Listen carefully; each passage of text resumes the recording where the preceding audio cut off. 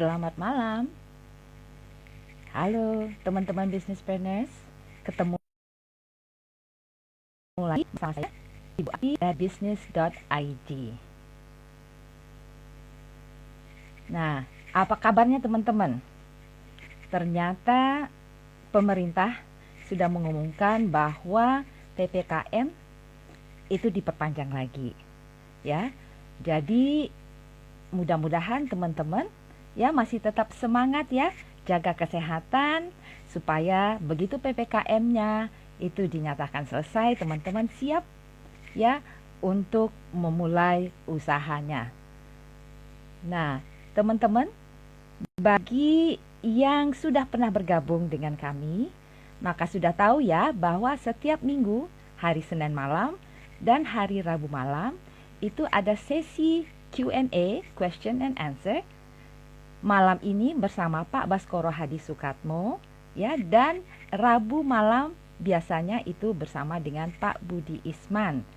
Nah, teman-teman, dalam sesi ini sengaja kami di business.id itu mengadakan kesempatan bagi teman-teman yang ingin bertanya apapun seputar tentang bisnis Anda ya. Nanti akan ada topik pembuka.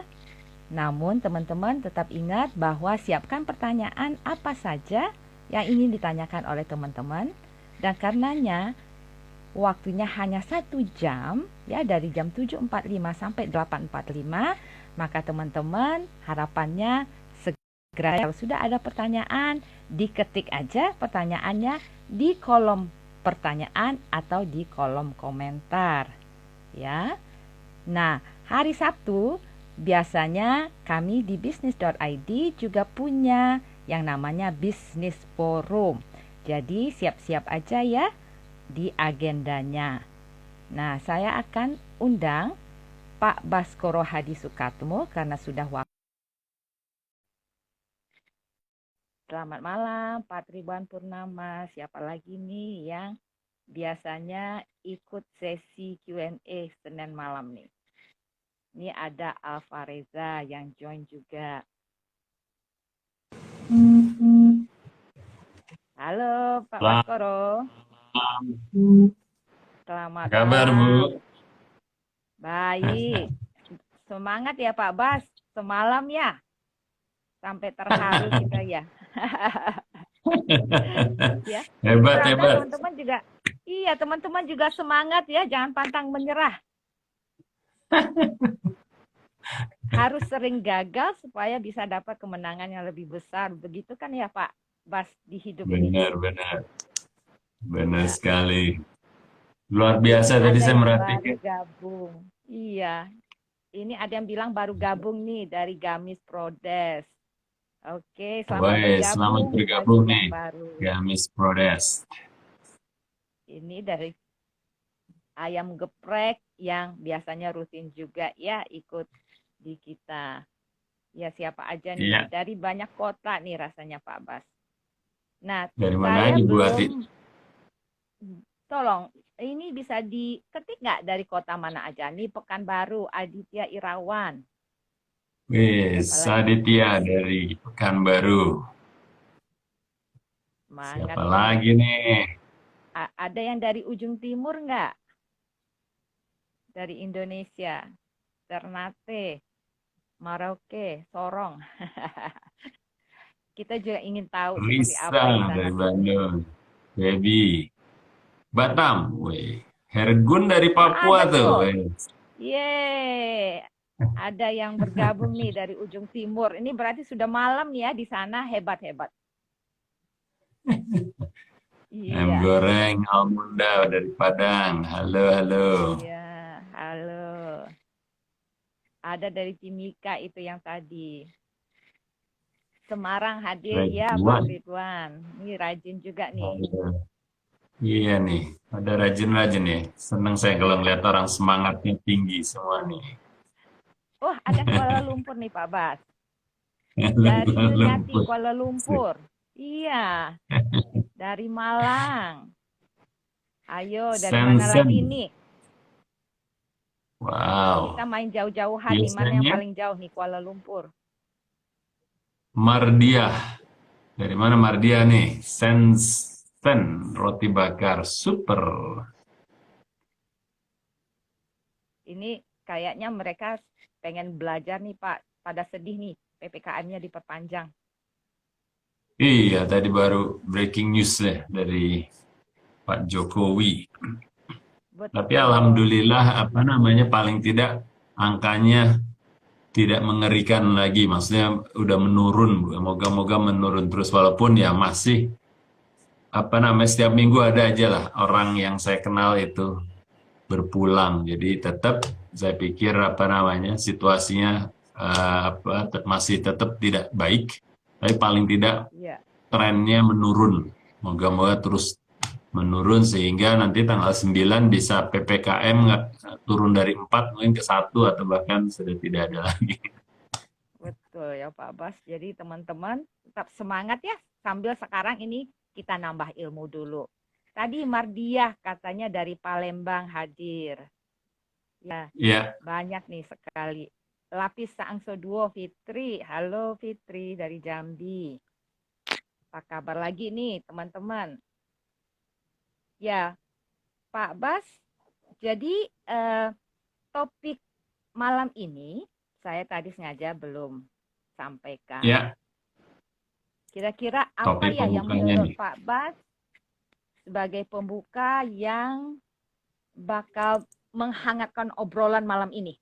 Selain nanti tentunya pertanyaan dari teman-teman ya nantinya. Yes, boleh sekali. Jadi gini, apa namanya, di awal kita, apa namanya, bisnis ID ini sekedar tambahan buat teman-teman. Kami bekerja sama dengan Bukalapak di hari, apa itu Bu ya, kemarin itu, hari Kamis. Kamis kemarin, Bukalapak bekerja sama dengan bisnis ID, uh, uh, membantu teman-teman online seller memahami soal marketing campaign, ya kan apa marketing campaign dan pengaruhnya apa khususnya buat teman-teman pelapak ya karena sesinya kan dengan Bukalapak ya. Pengaruh dari marketing campaign. Nah, di situ ada pembahasan juga mengenai apa namanya apakah produk bagus dan juga brand building atau membangun brand itu diperlukan ya apalagi kalau teman-teman yang dari online seller itu berpikirnya bicaranya di marketplace uh, yang selalu kebanyakan mengandalkan apa pricing kan Bu ya itu Betul. perlu nggak sih sebenarnya produk bagus dan juga membangun brand. Dan ini juga topik yang sempat ditanyakan kemarin hari Minggu ya.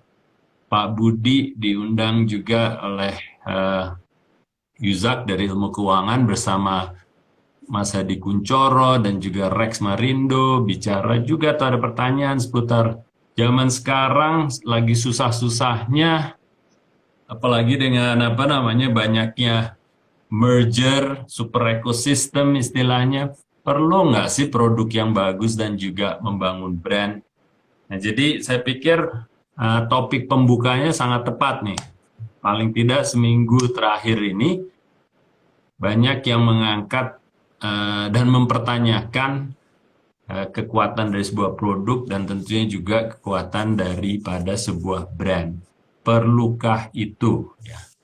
Nah, jadi mungkin saya ingin menyampaikan dulu kepada teman-teman bahwa intinya yang paling mendasar dalam situasi apapun, konsumen itu membeli berdasarkan value.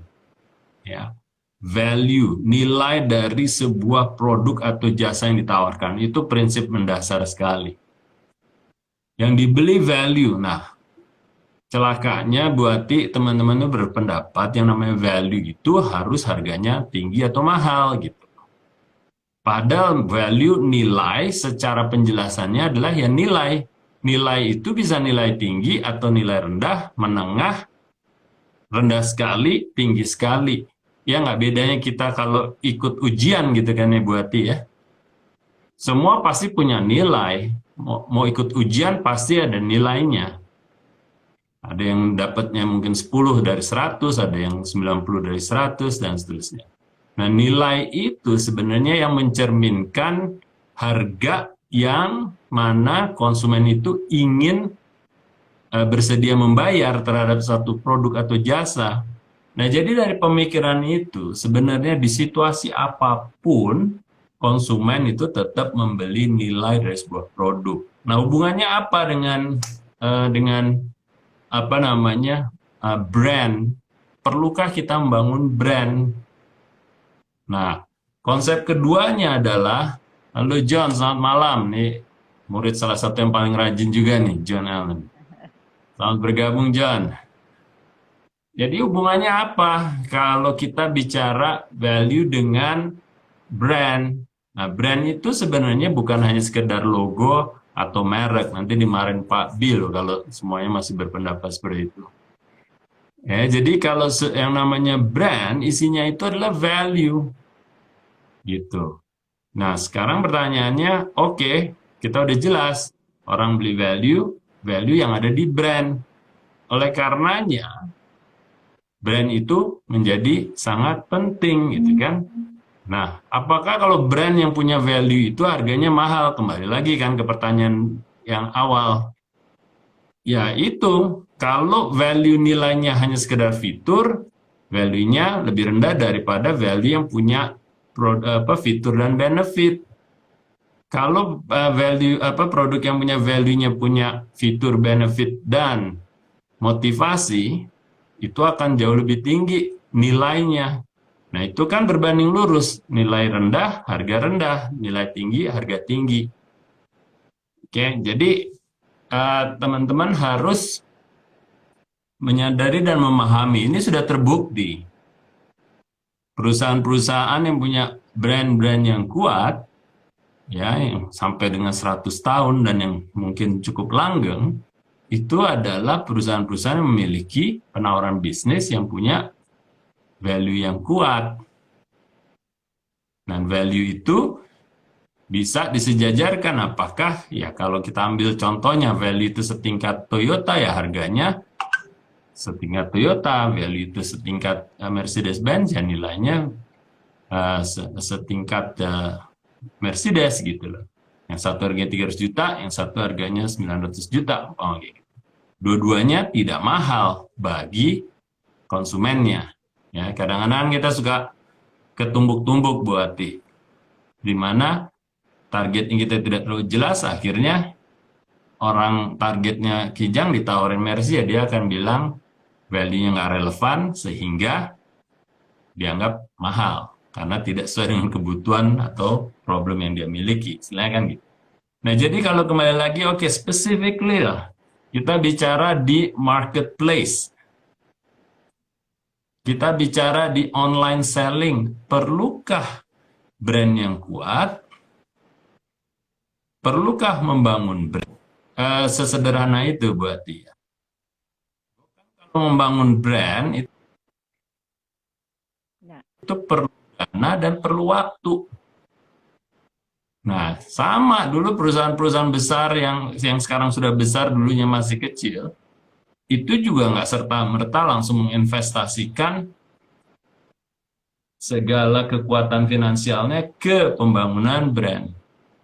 Ada tahapannya dan ada kiat-kiat khususnya. Gitu. Bisa jadi kan membangun brand nih Bu ya, kadang-kadang berpikirnya, oh kita harus beriklan, oh beriklan harus di TV gitu kan Bu ya. Padahal membangun brand biasanya dipersepsikan sebagai mahal. Tapi kan ada, membangun brand itu kayak kita ambil ya, contohnya Seng Asek lah Bu. Seng Asek kan apa namanya itu, wasre ya? Laundry, ya. Laundry ya? Wasre bahasa mana? Laundry. Bahasa Belanda. Jadi kalau Seng Asek itu dulu membangun brandnya gimana? Dia nggak ada di TV. Dia menggunakan kekuatan adanya outlet itu sebagai salah satu pembangun brand awareness dan nilai-nilai dia bangun di outlet-outlet itu. Jadi relatively lebih lambat dengan kalau kita beriklan langsung. Tapi itu juga bukan berarti salah. Kalau memang kekuatannya adalah outletnya sebagai salah satu alat untuk membangun brand, kenapa tidak? Gitu. Ya, ini Bu Ati kan sering lewat Bintaro ya Bu Ati ya, kan ada itu tuh yang Edo Edo kebab tuh. Ibu Ya, Bu Ati pernah lihat nggak Edo kebab? enggak. Nggak ya. Lewat, Kalau bukan di jalan yang saya lewatin kali. ya itu kalau di sektor 2 tuh ada Edo kebab, satu di sebelahnya masjid itu Bu, yang satunya di Oh, luar di oke. Jalan Veteran. Itu Ah, tidak beriklan, tapi saya mengenal. Nah, kalau itu baru brand awareness ya. Kita ini baru bicara soal ya brand building itu tahapannya banyak. Tapi saya karena sering lewat dan dia pandai sekali lah istilahnya meletakkan outletnya itu di jalan yang dilewatin. Jadi kalau orang dari Bintaro keluar itu pasti nggak lewatin outlet itu. Sehingga dia saya yakin juga nggak beriklan di TV, nggak pernah lihat saya di TV atau bahkan di radio nggak. Online mungkin tetap dilakukan. Tapi maksud saya membangun brand itu tidak berarti harus menggunakan media konvensional. Jadi media-media yang digital sudah pasti bisa apapun yang tidak digital dan tidak konvensional bisa jadi menggunakan cara-cara lain. Salah satunya ya outlet itu sendiri dengan posisi yang strategis adalah pembangun brand itu sendiri gitu. Ya, jadi apa namanya? Moga-moga penjelasannya jelas di sini. Di mana yang namanya menciptakan value, membangun value pada sebuah brand sehingga kita nyebutnya adalah membangun sebuah brand itu tetap penting. Dikala nanti kita bersaing bersama-sama ya ada 10 produk yang mirip, tanda kutip bersaingnya untuk merebut hati dari prospek customer, hal-hal yang bersifat brand building itu sebagai pembedanya akan sangat-sangat berpengaruh. Gitu. Jadi dikala situasi krisis, penjualan menurun, yang tadinya penjualan 10, brandnya ada 10, bagi satu-satu, sekarang permintaannya cuma 5, brandnya ada 10. Mau nggak mau yang bersepuluh itu akan tanda kutip berebutan ya kalau nggak mau dibilang berkompetisi ya. Berebutan untuk menarik konsumen yang konsumsinya tinggal setengahnya yaitu 5.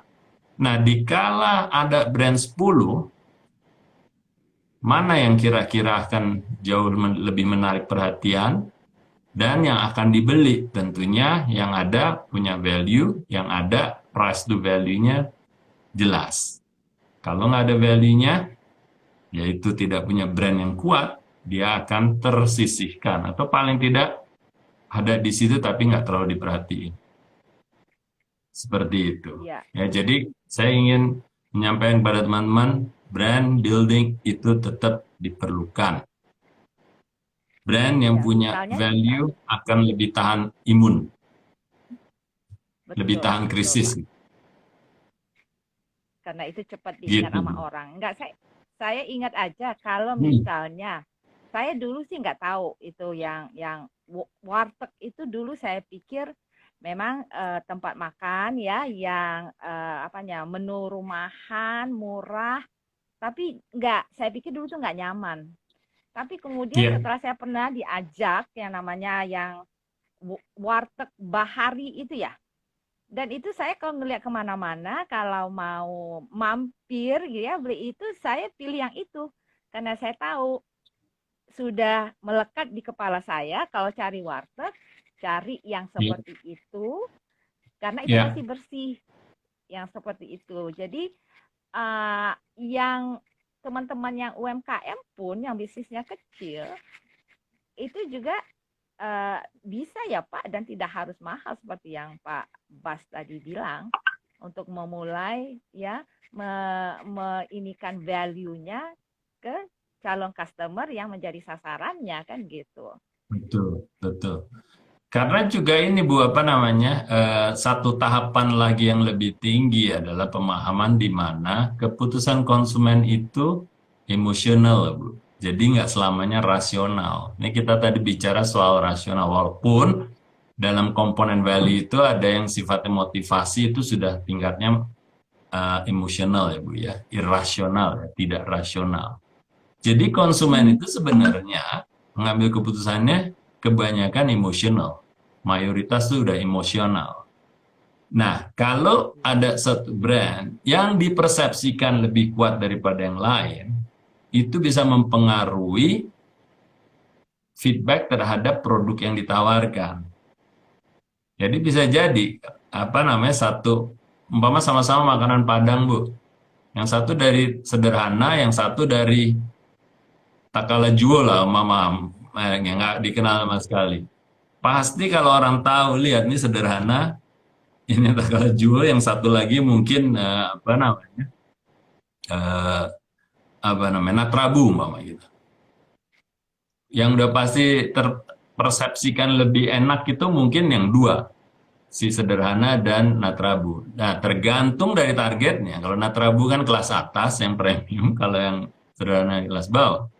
Natrabu bagi bukan targetnya dianggap lebih mahal, walaupun dia punya persepsi wah ini pasti lebih enak gitu ya. Tapi dia akan karena dia targetnya sederhana, dia akan milih sederhana karena sesuai dengan price to value-nya.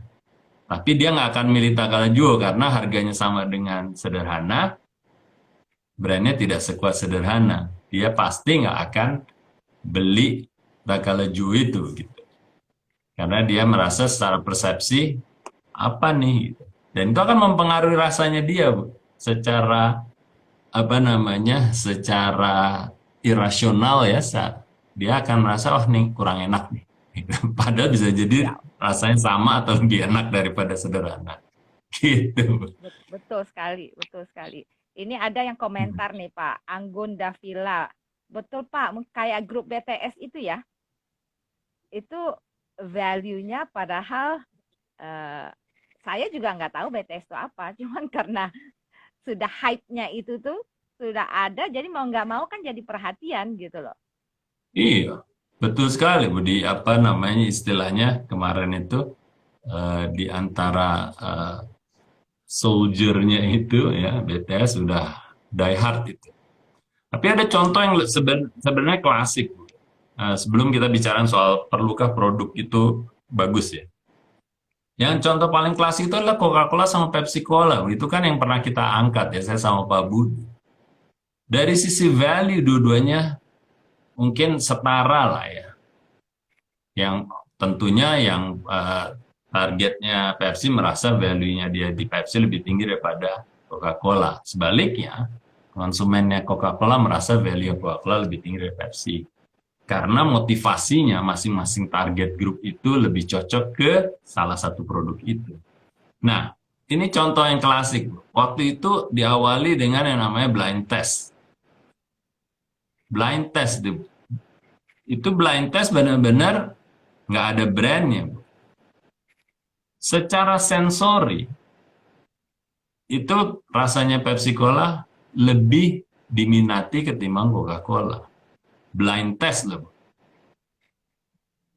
Tapi setelah dibuka, ada brandnya, mereka menganggap secara persepsi, mereka bilang rasa Coca-Cola lebih enak bagi peminum Coca-Cola.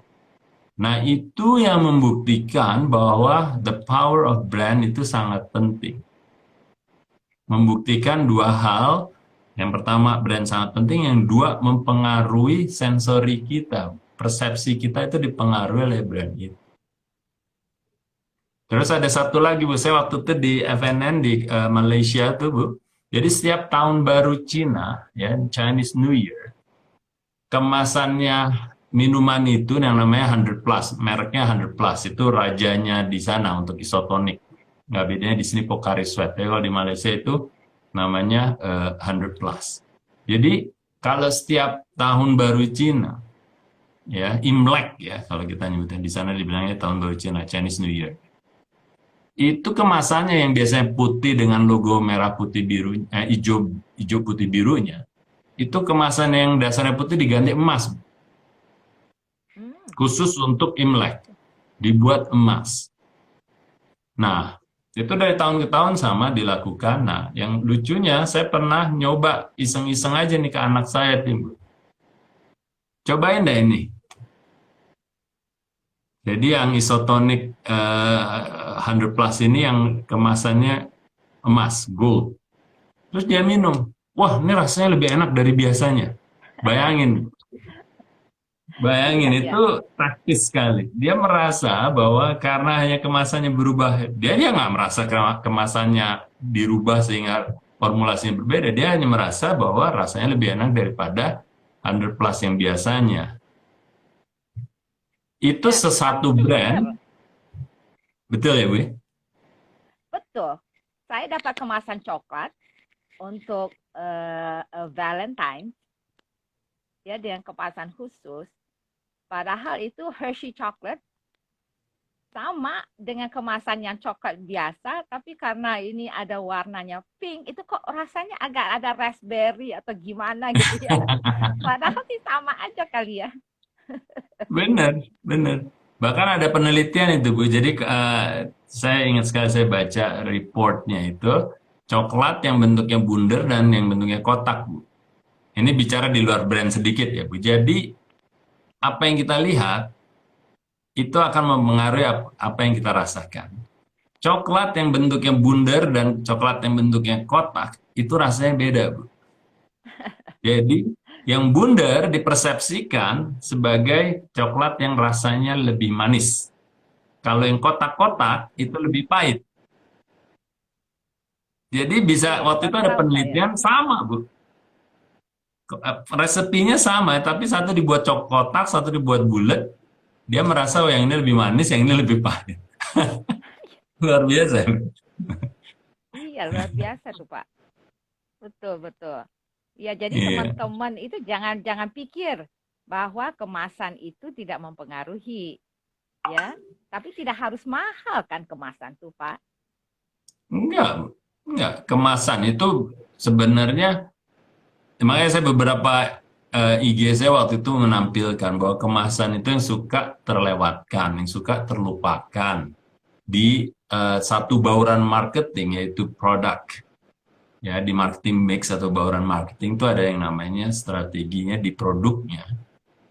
Itu kadang-kadang produk itu apa namanya hanya produk, tapi bukan kemasan produk itu. Padahal kemasan produk itu sangat berpengaruh. Pertama karena bisa mengangkut apa namanya barang apa namanya elemen-elemen promosi.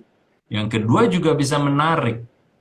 Yang ketiga itu adalah silent salesman. Jadi dikala nggak ada promotion team yang menjualkan atau salesman yang berhadapan langsung dengan konsumen itu ada di rak, di saat itu mereka akan melihat dan membaca apa informasi yang ada dalam kemasan itu. Jadi Iya. benar sekali berarti kemasan pun juga berpengaruh. Nah, mungkin hubungan selanjutnya adalah pertanyaan yang kedua tadi. Perlukah produk yang bagus dan perlukah membangun brand? Tadi udah saya jawab ya, semoga itu cukup menjelaskan dan meyakinkan. Karena percaya saya, pengalaman saya di korporasi dan menangani bisnis-bisnis dengan brand-brand yang alhamdulillah sukses itu tidak lepas dari pembangunan sebuah brand berdasarkan value yang diinginkan terhadap target marketnya. Yang kedua, perlukah produk itu bagus? Nah, produk bagus itu adalah hygiene factor. Hygiene factor, at the end of the day, ya, pada akhirnya konsumen itu tidak bisa dikelabui. Produk itu harus bagus. Ada minimum threshold-nya. Jadi kalau kita mau jualan mobil, keamanan tuh ada titik rendahnya yang bisa dan harus dipenuhi. Titik rendah yang diterima dan harus dipenuhi. Kalau kita jualan makanan, enak itu udah diferensiasi, bukan satu pembeda, tapi satu kewajiban untuk bisa berjualan makanan. Harus makanannya enak. Siapa coba, walaupun brandnya kuat, makanannya nggak enak ya, akhirnya brand itu dianggap brand yang menyajikan produk yang tidak enak. Akankah mereka kembali lagi? Saya rasa tidak. Ya, jadi produk yang bagus itu adalah satu prasyarat, bahkan kewajiban untuk bermain di kategori itu. Karena itu udah bukan tingkat kompetisinya yang harus harus dijadikan pembeda. Udah pasti itu wajib dipenuhi untuk bermain di kategori itu. Ya, jadi teman-teman jangan kira kalau kita bangun satu brand, akhirnya kita bisa mengkompromikan kualitas dari satu produk atau jasa itu. Itu tetap harus kita lakukan dengan yang terbaik ya untuk konsumen-konsumen kita. Itu sih Bu, moga-moga itu Ya, cukup membuka dan menstimulasi teman-teman di sini. sepertinya sudah terstimulasi nih teman-temannya Pak. Sudah banyak pertanyaan yang masuk nih. Jadi ah, ini saya mulai bacain aja ya Pak ya, biar Boleh. kita bisa membantu teman-teman ini. Ini dari Games Prodes. Apakah menurut Bapak bisnis garment masih bisa bertahan nggak Pak? Bisnis garment. Gamis, ya garment, yes. Garment atau gamis Bu? Dia dari Gamis Garment. Dia tanya Oh bisnis gamis. garment itu masih bisa bertahan nggak? Ya, ya, apa namanya mungkin nih gambaran besarnya dulu. Memang kita sebagai pebisnis kadang-kadang di kala situasi krisis itu atau yang tidak biasa atau luar biasa, kita kadang-kadang kepedeannya hilang. Bahwa wah barang gua nggak laku, apa masih orang butuh sih barang gua gitu ya? Atau apa yang kita tawarkan gitu. Nah, itu saya selalu meyakinkan teman-teman, ya kita harus dengan kepala dingin memastikan bahwa sebenarnya pasar itu masih ada atau tidak. Atau pasar itu tertunda untuk sementara. Atau pasar itu sudah mati, benar-benar mati. Bleksek gitu, udah nggak ada harapan. Pertanyaan saya pikir yang namanya sandang, pangan, papan itu adalah kebutuhan dasar manusia. Jadi sampai kapanpun sandang, pangan, papan itu tetap dibutuhkan. Jadi kebutuhan akan itu pasti akan tetap ada. Sama halnya, saya nggak tahu, Janji Seger, Fitri juga merasa di sini kadang-kadang ada, waktu itu pernah bicara dengan saya, kategori itu masih ada atau tidak. Gitu. Karena sekarang orang mungkin, kalau Janji Seger share aja ya, bahwa itu kan jus 100% buah segar, ya, buah asli ya. Dan berpendapat karena di saat pandemi ini orang lebih banyak buat jus itu di rumah, motong buah sendiri. Bagi saya sederhana aja. Kita punya keyakinan nggak kategori itu masih ada atau tidak? Saya yakin masih ada orang yang perlu jus. Saya yakin benar juga ada orang yang mengalihkan mungkin tidak beli jus segar karena harganya sementara ini uangnya tidak disisihkan ke situ, frekuensinya untuk pembelian menurun. Akhirnya dia kompensasi dengan buah segar, tapi tetap beli jusnya yang tadi yang mungkin seminggu 5 kali menjadi seminggu sekali.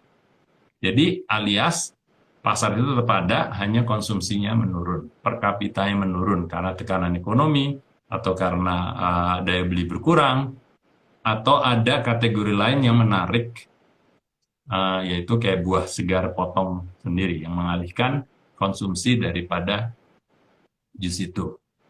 Ya, saya bilangnya sederhana. Kalau seandainya benar-benar jus itu tidak ada, berarti buah vita udah tutup, Atau kalau kayak pengalaman gitu. saya lihat itu mungkin peruntukannya aja yang beda. Biasanya orang beli buat dirinya sendiri, tapi di masa pandemi ini saya sering lihat itu Ya, dikirim ke orang yang lagi isolasi mandiri, hmm, kan? Jadi benar sekali. iya, jadi tetap banyak yang beli itu, apalagi jus-jus itu, tapi bukan buat dirinya sendiri, tapi buat orang yang lagi Hmm, isolasi mandiri yang memang harus istirahat atau lagi benar. isolasi di tempat lain misalnya. Iya, benar sekali itu Bu Ati. Jadi intinya apa yang Ibu Ati sampaikan? Sebenarnya kebutuhan itu masih ada, tapi nature-nya berubah. Ya. Ya, nature itu apa? Istilahnya keadaannya berubah. Berubahnya itu kenapa? Karena situasi yang mempengaruhi perilaku daripada konsumen kita. Ya, jadi bisa dari sisi ekonomi ada, sudah pasti ada pengaruh ekonomi. Tapi kita perlu tahu juga bahwa orang Indonesia itu nggak semuanya juga menengah ke bawah kan kelasnya. Masih ada yang tetap berduit juga gitu ya. Jadi berpengaruh betul sekali. Kebutuhan itu ada atau tidak menjadi menghilang kalau saya rasa khususnya gamis. Itu tadi, sandang pangan papan itu kebutuhan dasar pasti masih ada.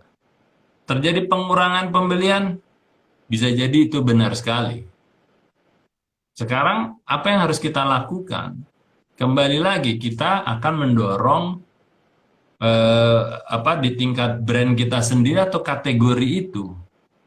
Kalau kita sudah cukup besar di kategori itu, berarti kita bisa mempengaruhi kategori itu dengan brand kita. Ayolah pada pakai garment ditingkatkan, umpamanya mengadakan kampanye di mana kita harus sering-sering ganti baju, umpamanya. Ini hanya berpikir sederhana dan mungkin bodoh-bodohan. Tapi maksud saya intinya adalah kita harus punya pengaruh untuk konsumen kita. Dari permintaan yang menurun menjadi kita naikkan lagi. Dengan segala relevansinya, makanya pemasar yang ulung, pebisnis yang ulung adalah bisa menggunakan kesempatan apapun untuk dia putar sehingga orang menjadi tetap berpikir, oh relevan untuk problem saya yang mungkin bergeser, kebutuhan saya yang mungkin bergeser. Ya. Ya, jadi untuk gamis garment ini tetap saya rasa, kalau saya pikir sih kategori masih ada. Hanya tinggal bagaimana mengembalikan tingkat konsumsinya itu. Bisa jadi konsumen yang sama, bisa jadi konsumen yang lebih melebar lagi. Nah, itu makanya kita harus lebih memahami kategori kita dan juga konsumen kita. Terus-menerus kita harus lebih mendalami. Apalagi di situasi yang luar biasa dan tidak biasa ini. Kita harus lebih menyelami mereka. Perubahannya di mana dan kita harus hadirkan untuk kebutuhan dari perubahan perilaku konsumen itu. Iya, betul sekali. Ini juga berlaku untuk produk-produk lain yang seperti itu, Pak. Ya, ada perubahan perilaku ya. Nih, nah kita lanjut ya, Pak. Ini ke pertanyaan berikutnya. Ini dari Anggun Davila. Katanya saya sudah ke brand, Pak. Ya, ada customer yang bisa punya produk saya 40 biji. Setiap keluarin produk baru beli, tetapi gara-gara PPKM curhat katanya pengen beli lagi tapi ada masalah ekonomi. Jadi emang daya beli sih mungkin ada kemungkinan turun ya Pak ya? Ya, benar tapi sekali. Harus cari. Nah, oleh karena itu mungkin ini customer yang loyal, daya belinya menurun, berarti apa strateginya Pak? Ya, apakah jadi baru? Kalau kita kita tahu bagaimana meningkatkan sales ya. First, sales itu kan ada vertical sama horizontal. Kalau kita bicara soal vertical itu adalah meningkatkan mereka yang belinya biasa 1 menjadi 2 dan 3 dan seterusnya. Atau kita mencari konsumen yang baru. Di situasi normal dulu nih Bu, saya ingin sampaikan ke teman-teman. Customer acquisition itu akan lebih mahal ketimbang kita mempertahankan konsumen yang ada dengan meningkatkan konsumsinya mereka. Itu rumus umumnya. Jadi kalau ada pilihan, ada 10 orang, akankah kita mengembangkan 5 ke 10, ataukah yang 5 belinya 2 kali? Diutamakan lebih baik yang 5 belinya 2 kali. Jauh lebih murah dari sisi costing. Memang Kalau dilihat dari sisi jumlah orang yang tercover akan lebih banyak. Tapi ingat, kalau kita sudah bicara soal financial, soal profitability, nanti itu akan sangat berpengaruh. Ya, itu di situasi normal. Nah, kebalikannya, kalau di situasi yang tidak normal, terjadi penurunan konsumsi, berarti pilihannya ada dua masih. Mengembalikan konsumen yang sama untuk berbalik dengan segala kampanyenya, meyakinkan mereka dengan reason to believe yang tadi saya bilang, umpama tadi, mungkin sekarang gamis ada maskernya, mungkin kita harus pakai sering ganti gamis, umpama untuk apa namanya gamis contohnya tadi. Itu untuk konsumen yang sama. Kita meyakinkan kepada mereka untuk kembali kepada konsumsinya mereka, paling tidak ya, di situasi konsumsinya mereka menurun. Alternatif keduanya adalah tetap melakukan hal yang sama, tapi juga melebarkan tadi ke konsumen yang bisa jadi baru, tapi yang tetap relevan terhadap apa yang kita akan tawarkan kepada konsumen yang ada sekarang dengan value yang dimodifikasi, bisa tingkatannya modifikasi fiturnya kah, benefitnya kah, ya. Ingat benefit pun ya, manfaat itu banyak kan kita mengenal ya, ada functional benefit, ada economical benefit, ada emotional benefit. Bahkan sekarang khususnya kayak barang-barang yang bernuansa keagamaan, ada yang namanya spiritual benefit. Ya, jadi di tingkat benefit aja itu bisa dimodifikasi. Ya, bisa functional yang utama, bisa emotional, bisa economical, bisa bahkan spiritual. Seperti itu. Ya. Jadi caranya bisa macam-macam. Macam-macam ya Pak. Ya. Nih Pak, nih kita lanjut ya Pak. Buati, Pertanyaan mungkin ngingetin kemarin, ya. Buati, kemarin kan Ya. kita juga ngobrol sama Pak Is ya mengenai apa namanya menghitung modal kerja. Kalau ada pertanyaan seputar itu pun terbuka dan moga-moga kita bisa panggil Pak Is kan nanti kalau ada pertanyaan itu ya. Ya, betul. Jadi teman-teman kalau masih ada yang punya pertanyaan lanjutan dari Bisnis Forum Sabtu, itu sekarang bisa ditanyakan ya seputar bagaimana kalau ada teman-teman yang perlu menghitung modal usaha ya. Oke, Ya. Pak, ini ada dari akun Maria Ulfah. Katanya, malam Bu, mau bertanya gimana caranya agar klinik kecantikan bisa bertahan di masa pandemi yang nggak kunjung berakhir ini. Jadi ini jasa produk klinik kecantikan nih Pak. Punya saran nggak Pak kalau klinik kecantikan? Saya nggak terlalu memahami klinik kecantikan pertama, tapi pengalaman saya itu kalau waktu itu apa namanya kita suka berlangganan yang namanya apa namanya informasi dari Nielsen ya, Nielsen yang sering melakukan survei untuk kategori-kategori besaran ya.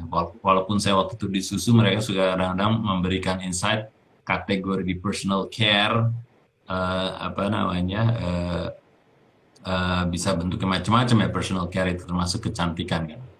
Nah itu di situasi-situasi yang krisis sekalipun, orang masih, khususnya wanita tentunya ya, masih berani mengorbankan jenis-jenis personal care yang dibutuhkan untuk penampilan. Jadi insight-nya adalah kalau bicara soal penampilan itu jarang dikompromikan, Bu. Mau situasi kayak apa tetap harus pakai lipstick, pakai bedak gitu ya.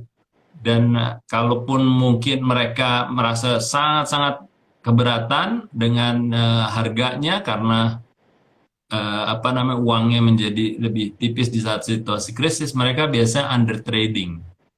Tetap menggunakan apa namanya bermacam-macam produk personal care tapi under trading, menggunakan yang lebih murah, harganya lebih rendah. Mungkin kesulitannya itu kan karena mall tutup, misalnya Pak ya, kan PPKM ini nggak bisa buka. Klinik kecantikan kan biasanya sama seperti salon ya, orang datang ke sana. Jadi kalau itu ditutup kan berarti nggak bisa ngasih service ya Pak ya. Itu Ya, ada cara lain nggak yang sehingga kan sama dengan yang tadi jus seger tadi. Berarti kan perilakunya kan agak berubah. Orang biasa datang, sekarang nggak bisa datang, tapi mereka masih perlu perawatan kecantikannya. Itu kira-kira gimana tuh Pak? yang banyak dilakukan sih secara logis itu adalah mendatangi mereka. Tapi memang ada keterbatasan. Karena biasanya timnya nggak siap dan juga pelayanannya untuk ke outbound istilahnya keluar itu juga masih apa namanya tidak disiapkan infrastrukturnya ya. Infrastruktur itu apa? Peralatannya, timnya, terus armadanya biasanya itu yang tidak siap. Tapi memang itu satu hal kalau dianggap bahwa yaitu tadi saya bicara soal di awal kebutuhannya Bu. Saya yakin kebutuhannya itu mungkin menurunnya ada, tapi sebenarnya masih ada dibutuhkan. Karena toh orang untuk bertemu, untuk Zoom kayak gini Bu, kan tetap harus dandan ya Bu. Ya, Harus tetap kelihatan cantik eh, kan, nggak mungkin tiba-tiba nggak pakai makeup betul. gitu kan. Atau saya pernah Jadi lihat kebutuhan itu tetap ada. di, Hmm. iya, saya pernah lihat di salah satu website yang kecantikan yang produk luar negeri gitu ya, yang ada Iya kliniknya Bu. juga. Tapi kemudian saya lihat di masa Hmm. pandemi ini mereka lebih agresif di media sosialnya. Itu pakai yang seperti Reels, yang pakai live story. Itu mereka Ya, beralih untuk supaya mengajarkan produk kecantikan itu dipakai di rumah di untuk yang sederhana. consultant. Iya, iya. Iya, jadi diajarkan cara bagaimana memakai masker, tahapannya seperti apa. Jadi yang dijual itu produknya tetap dijual, tapi perawatannya diajarkan kepada customernya. Itu kira-kira relevan nggak tuh Pak di Iya. Indonesia? Ya itu waktu itu breakthrough-nya seperti itu. Banyak yang istilahnya nggak hanya yang sudah ada di industri itu. Karena banyak yang beralih profesi ya. Yang pramugari lah tiba-tiba melakukan hal yang sama menjadi beautician di YouTube dan seterusnya. Dan bayangkan bahwa itu tadi bagian daripada kebutuhan itu kalaupun menurun kita tetap bisa mempengaruhi. Mempengaruhi banyak caranya itu tadi yang Bu Ati sampaikan benar sekali. Kita harus mempengaruhi demand-nya itu tetap ada. Yang itu pertama. Yang kedua, kalau seandainya apa namanya mereka masih concern bahwa oke, PPKM nih, gue nggak mau datang karena emang nggak ada pilihan untuk datang karena ditutup mallnya atau tokonya. Tapi pun kalau datang saya juga nggak mau berhubungan. Siapa tahu nih orang positif. Jadi interactionnya itu menjadi penghambat utama. Sehingga konsep yang namanya do it yourself, ini bukan toko DIY ya. DIY toko. Tapi konsep do it yourself menjadi kebutuhan yang meningkat, Ya, menjadi solusi yang harus dihadirkan. Nah, itu caranya, bridgingnya seperti yang tadi Bu Ati sampaikan. Kita mengajarkan atau mengedukasi mereka untuk do it themselves. Produknya, akhirnya kita kan ingin jualan produk ya, produknya tetap bisa ya, di-deliver kan, ya, online betul. delivery atau apapun bentuknya. Ya, jadi Ya, intinya sih bagi saya buat, kita harus punya keyakinan dulu nih, bahwa sebenarnya kategori itu masih ada atau tidak, pun kalau berpengaruh, masalahnya di mana.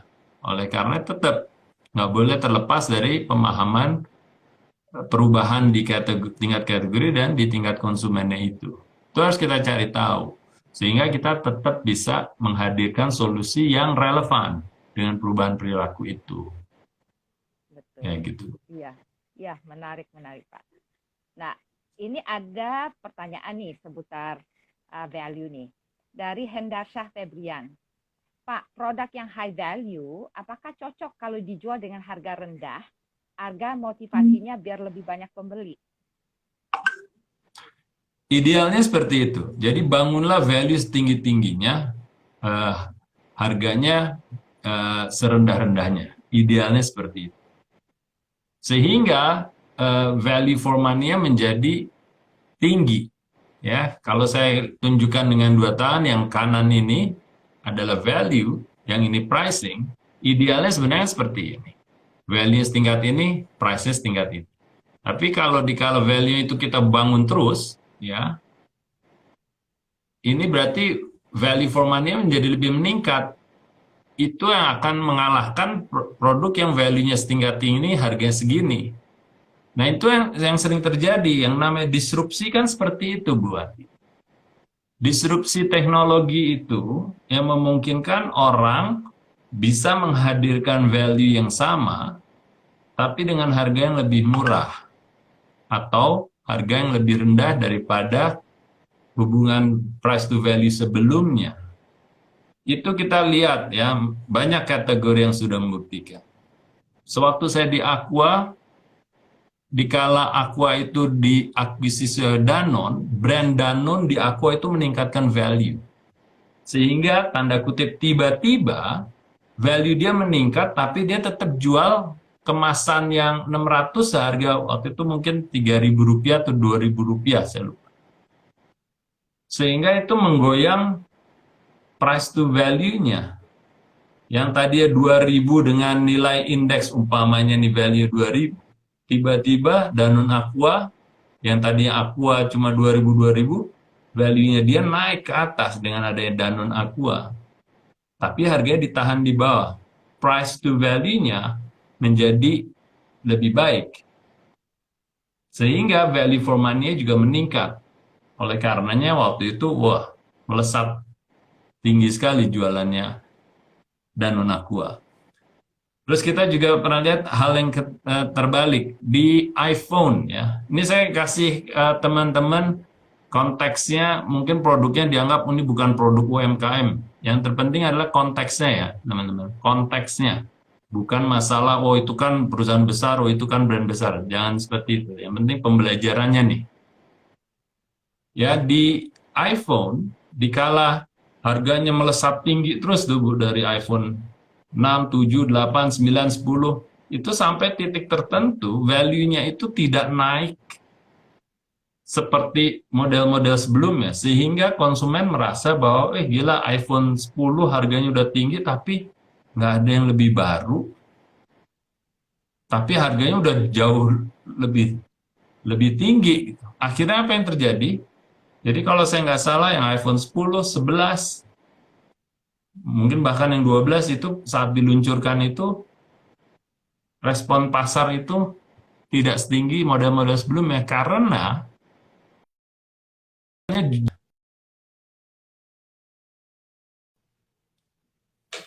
konteksnya juga kalau dibandingkan dengan produk-produk lainnya, produk-produk merek dari Cina, Korea, itu ternyata harganya tidak setinggi Apple itu.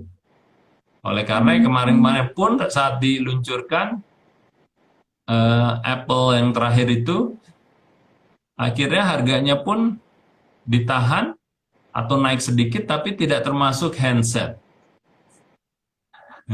Tidak termasuk charger kalau nggak salah, atau apa saya lupa.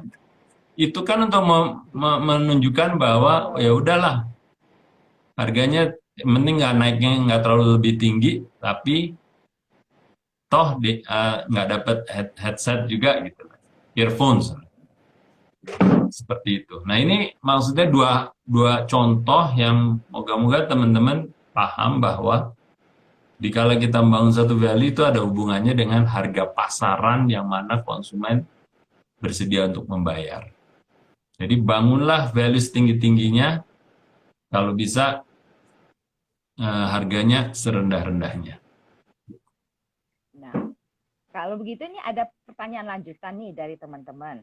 Kan kalau menurunkan harga produk kita kan berarti bisa juga contohnya lewat pemberian diskon ya Pak ya.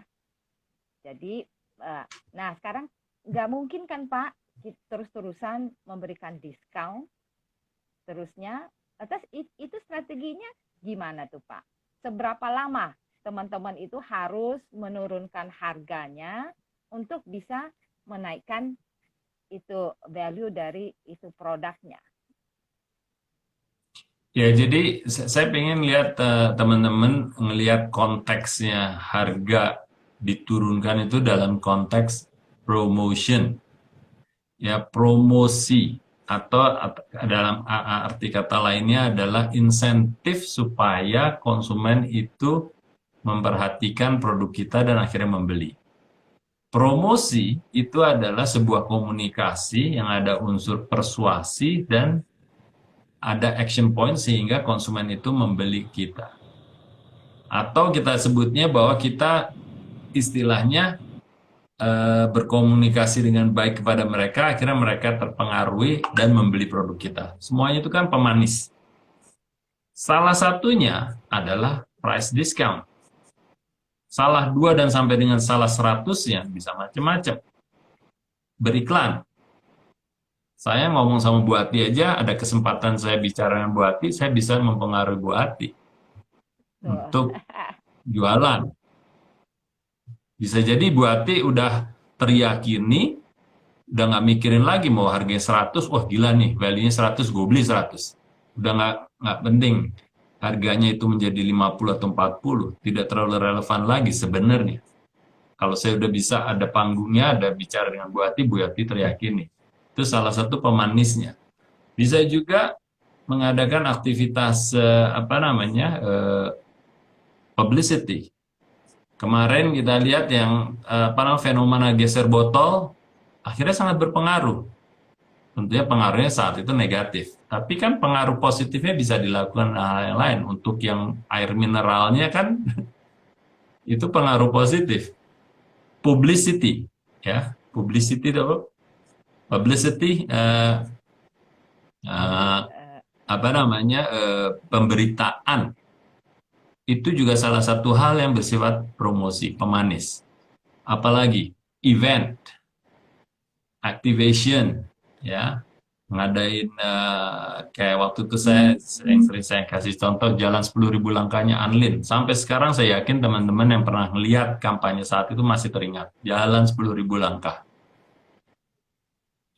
Nah, itu kan unsur-unsur yang konteksnya bagian dari promosi atau pemanis lah istilahnya, supaya konsumen melirik kita dan akhirnya terpengaruh sehingga beli. Ya, nah pertanyaannya sekarang price discount-nya itu jangan dilihat sebagai hanya satu-satunya alat. Kalaupun mau mengasih price discount itu pun kalau kita gali atau kita kuliti bisa bermacam-macam mekaniknya. Bisa kita harganya biasanya 10.000 kita diskon 10%, itu yang paling lumrah. Tapi bisa jadi kalau harganya 10.000 kita bilang beli 2 harganya 15.000. Pernah nggak kita melakukan survei seperti itu? Untuk kategori tertentu itu jauh lebih dilihat lebih elegan, tidak membanding harga, dan juga bagusnya mereka akhirnya membeli 2 unit ketimbang hanya 1 unit.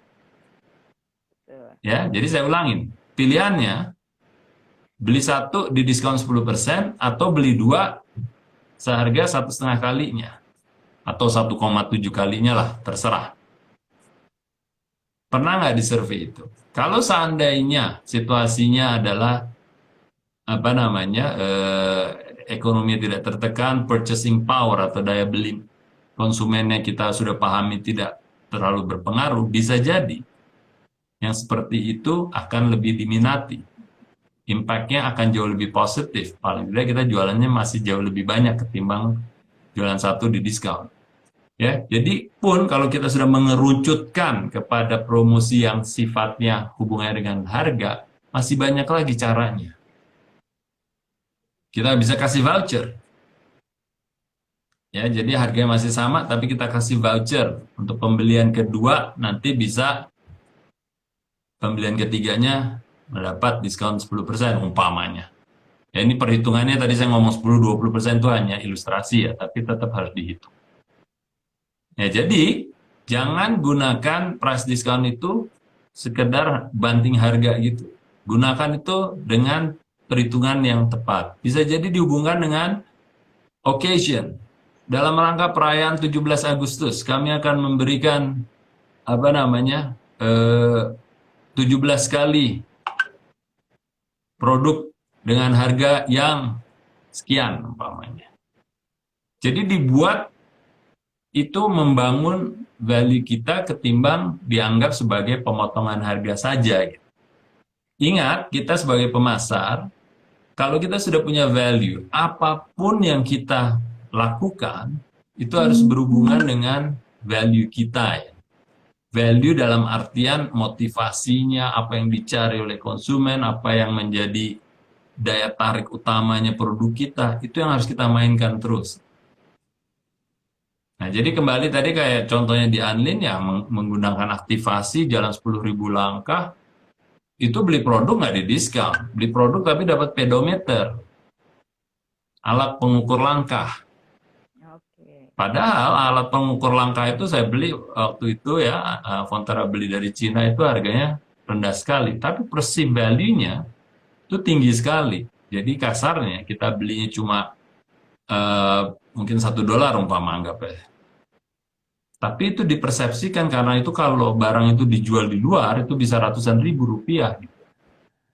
Nah itu kan menjadi apa ya namanya, pemanis yang perceived value-nya lebih tinggi ketimbang kita ngasih harga potongan. Padahal modal kita sama, gitu kan, untuk ngasih price discount dengan memberikan gimmick yang cocok dengan value 10.000 langkah tadi. Ya, jadi teman-teman PR-nya adalah jangan puas hanya memberikan diskon seperti itu aja. Gunakan kesempatan untuk memikirkan yang lebih smart, yang akan apa namanya membantu membangun bisnis Anda melalui value yang sudah kita pilih.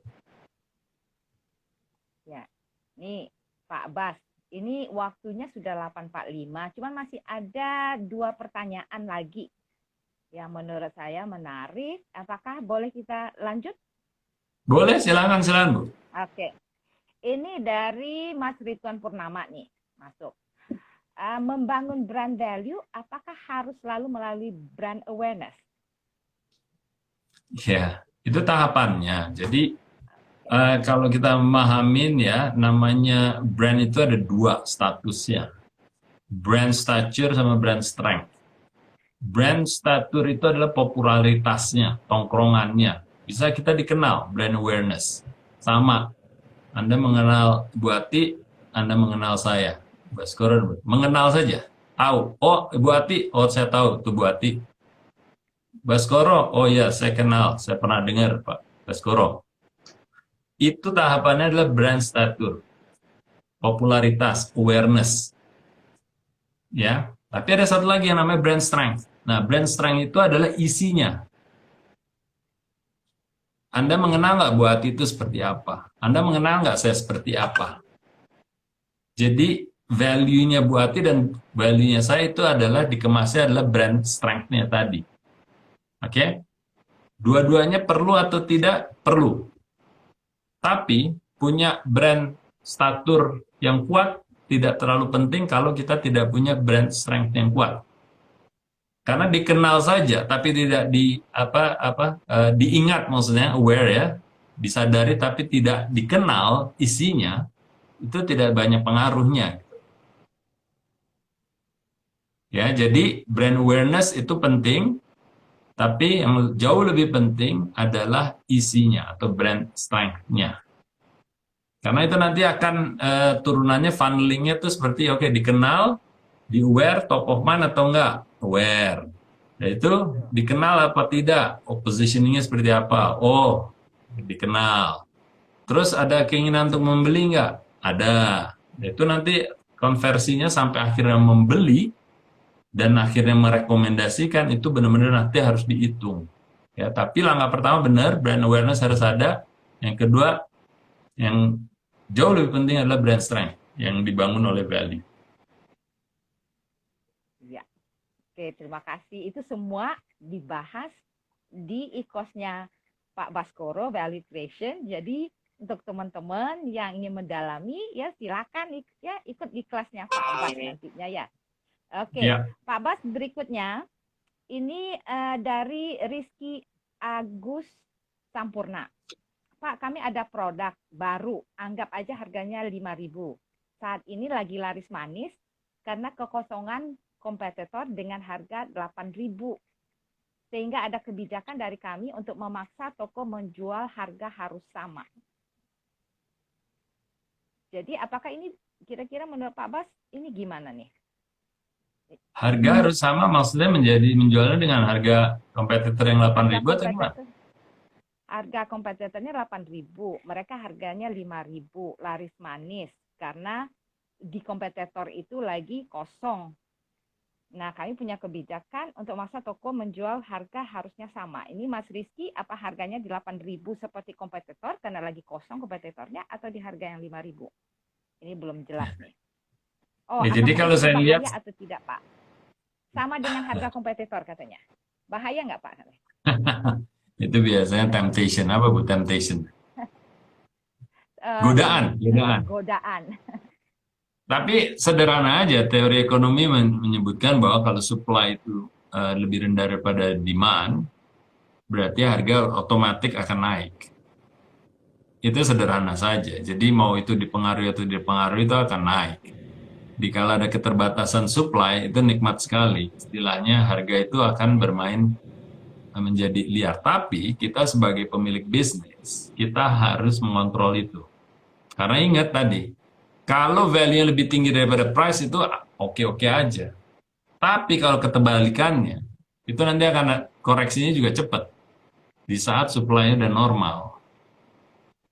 Ya, jadi kalau memang apa namanya kita hanya mengikuti teori ekonomi sesaat, itu kita melepaskan itu ke pasar, itu akan nanti apa namanya akan terkoreksi dengan cepatnya.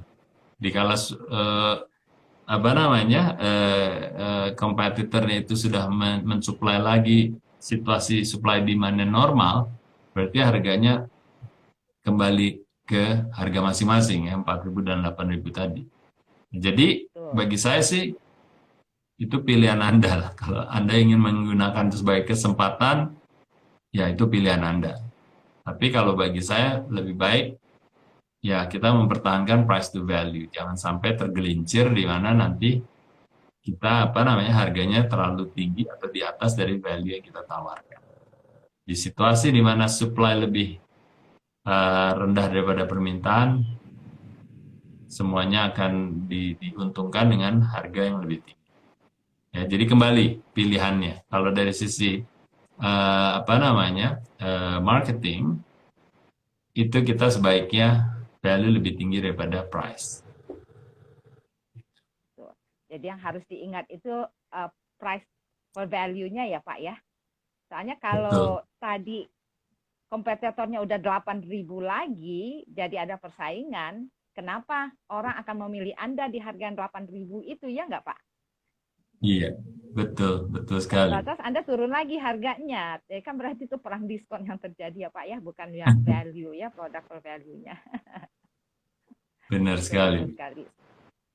Nah Pak Bas, ini terakhir mungkin juga sekalian cocok untuk sebagai itu penutup dari sesi malam ini. Ini Ya, dari akun Aditya Irawan 1718. Pak Bas, coba apakah Pak Bas value creation dalam satu kalimat statement dong? value creation dalam satu kalimat atau statement. Gampang sekali. Yang dibeli oleh konsumen itu adalah value. Nah, value itu harus dibangun di brand Anda dan dihidupkan dalam marketing mix. Sederhananya. Pertanyaannya adalah bagaimana menciptakan value itu yang sebenarnya pertanyaan besarnya. Ya, jadi buat teman-teman yang belum punya, ciptakan dulu sebelum dibangun. Ya, Oke, betul itu sekali. dari saya, Bu. Jadi itu kalimat penutup dari Pak Bas.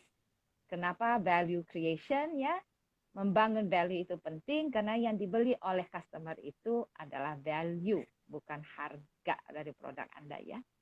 Ya, terima kasih Pak Bas. Ini saya sudah menawarkan tentang modal usaha, tapi mungkin terpaku karena Pak Bas pakar channel expert tentang value nih. Jadi pada menanyakan seputar value aja nih malam ini. Iya, Nah, teman-teman kembali kalau itu teman-teman.